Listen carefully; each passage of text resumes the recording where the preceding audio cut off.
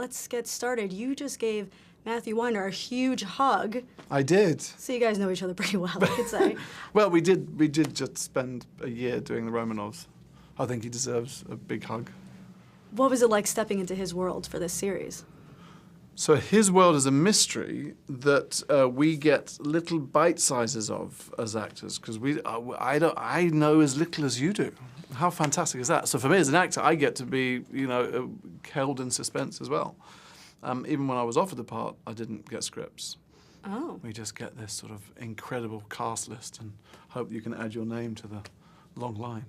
And how much did you actually know, if anything, about the Romanoff family before taking this role? Well, I only knew as much as we get from all the other dramas about it, from, sort of Disney's Anastasia to, BBC costume drama. And the point is that the Romanoffs are amazing because everybody has an opinion. Everyone has an idea of what they think happened or who they are. But does anyone? And I don't think anyone does. Well, on that, why do you think 100 years later we're still talking about this family and debating and discussing?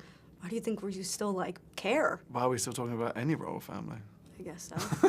Why are we so obsessed with royalty, too? Well, I think also it's within our lifetime, the tragedy of an entire family being murdered and wiped out. Of public, obviously, in our lifetimes, that happened to many people. But, the French Revolution was long enough ago that we don't remember. The British Civil War was long enough that we can't necessarily find a direct lineage to that. Whereas the Romanovs, there's so much mystery in there that it's only a couple of generations ago.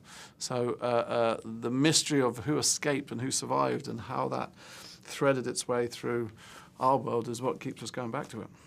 And tell me what you can about your character and your episode. I can tell you that I can't say anything. No, I think my episode is the only episode that no one has seen. So no one's allowed to know anything about it. What I will say is that it's the last episode. And because of that, it has a very beautiful, poignant, and heartfelt conclusion to this anthology. I think it's a very personal inner journey.